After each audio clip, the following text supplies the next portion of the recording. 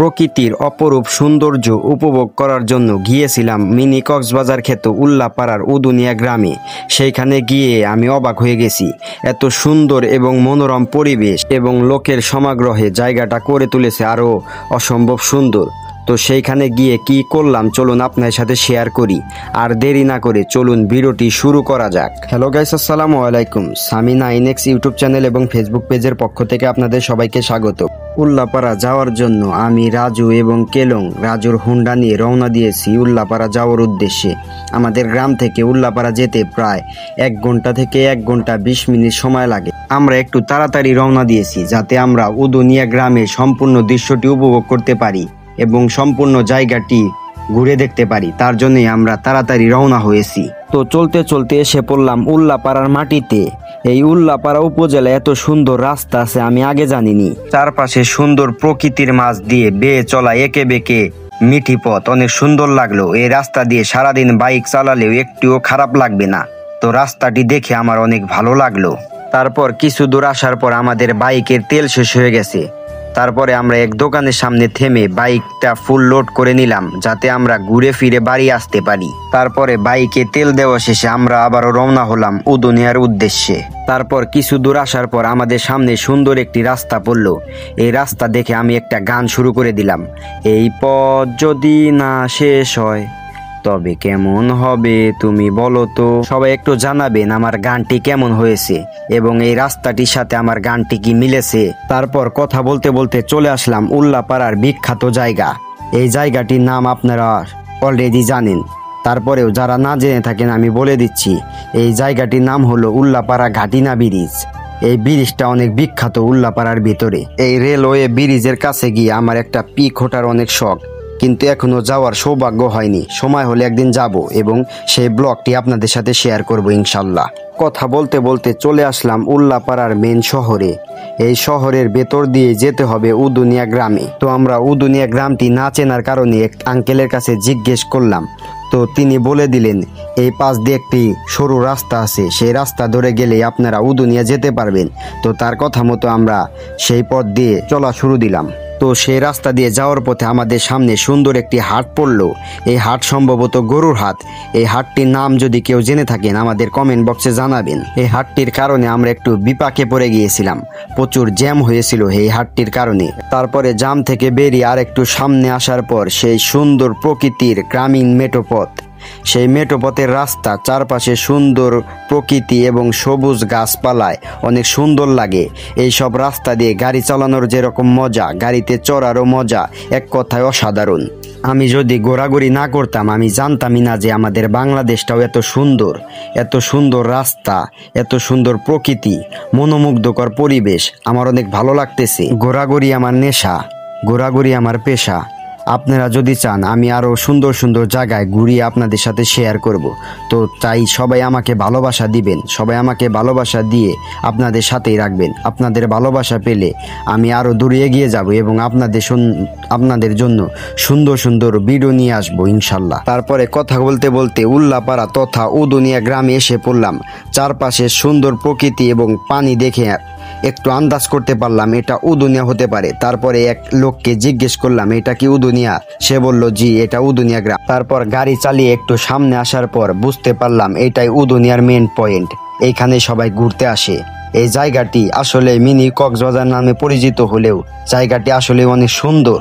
চারপাশে সবুজ প্রকৃতি এবং নদীর জলরাশি অনেক সুন্দর একটি মনোরম পরিবেশ তৈরি করে। আমি ধন্যবাদ দিতে চাই আমার বন্ধু রাজুকে এবং ধন্যবাদ দিতে চাই আমার কেলংকে। তাদের জন্য এই জায়গাটিতে আমি ঘুরতে যেতে পেরেছি এবং সুন্দর একটি অভিজ্ঞতা হয়েছে আমার। আসলেই সবাই ঠিকই বলে, এটাকে যে সবাই মিনি কক্সবাজার বলে আমিও একমত তাদের সাথে। কারণ এত সুন্দর মনোরম পরিবেশ অনেক ভালো লাগলো আমার। এইখানে যদি সারাদিন কাটিয়ে দেই তবু একটু ক্লান্তি লাগবে না দেহে। কারণ এই জায়গাটা হলো গরিবের কক্সবাজার। আমাদের মতো গরিব মানুষদের জন্য এই জায়গাটি কক্সবাজারের সমতুল্য। কারণ এই জায়গাটি অনেক সুন্দর। সম্ভবত এই জায়গাটি চরণবিলের একটি অংশ। তো তারপর কথা বলতে বলতে উদুনিয়ার মেন পয়েন্টে চলে এসেছি। এখানে দেখতে পাচ্ছি কিছু সুন্দর সুন্দর কফি শপ। সেই কফি শপগুলো আপনাদের সাথে শেয়ার করব, আপনাদের দেখাবো কফি শপগুলো। তো তারপর গাড়ি থেকে নেমে কফি শপের উদ্দেশ্যে রওনা দিলাম। তো আমি এখন আছি উল্লাপাড়ার বিখ্যাত একটি কফি হাউসের সামনে। এই কফি হাউসটির নাম হলো জলডাঙ্গা কফি হাউস। তো চলুন কফি হাউসটি আপনাদের সবাইকে ঘুরিয়ে দেখাই। তো যারা যারা এই কফি হাউসটিতে ঘুরতে গিয়েছেন বা ঘুরতে যাবেন আমাকে কমেন্ট বক্সে জানাতে পারেন। আপনাদের কমেন্ট আমি মাঝে মধ্যেই দেখি, তো আমাকে সবাই আপনাদের মতামত জানাতে পারেন। তো জলডাঙ্গা কফি হাউসের ভেতরে যাওয়ার জন্য একটি ব্রিজ ব্যবহার করতে হবে। এই ব্রিজটি রাঙ্গামাটির যে ঝুলন্ত ব্রিজ আছে না, ওই ঝুলন্ত ব্রিজের মতোই সেম ব্রিজ বানিয়েছে জলডাঙ্গা কফি হাউস কর্তৃপক্ষরা। এই ব্রিজটি দিয়ে হাঁটতে অনেক ভালো লাগলো। এই ব্রিজটির কারণে বাকি সব কফি শপ থেকে জলডাঙ্গা কফি হাউসকে আলাদা মনে হচ্ছে এবং অনেক ভালো লাগছে। তারপর ঝুলন্ত ব্রিজ দিয়ে হাঁটতে হাঁটতে জলডাঙ্গা কফি হাউসের মেন পয়েন্টে চলে আসলাম। এই কফি হাউসটি সবাই কনসার্টের জন্য ভাড়া করতে পারেন বা কোনো বিয়ের প্রোগ্রাম বা কোনো জন্মদিন অনুষ্ঠানের জন্য এই জলডাঙ্গা কফি হাউসটি আপনারা ভাড়া করতে পারেন। কোনো ইনভিটেশনের জন্য এই জলডাঙ্গা কফি হাউসটি আপনারা ভাড়া করতে পারেন এবং বিয়ের সাউন্ড সিস্টেম এবং বিভিন্ন ডেকোরেটরের জন্য আমার বন্ধু রাজুর সাথে আপনারা যোগাযোগ করতে পারেন। তার নাম্বার আমরা ডিসক্রিপশনে লিখে দিলাম। তো যাই হোক, কফি হাউসের ভেতরে সৌন্দর্য আপনাদের সাথে শেয়ার করি। চলুন কফি হাউসটি ঘুরে দেখা যাক। এটা হলো একটি ভাসমান রেস্তোরাঁ বা কফি হাউস।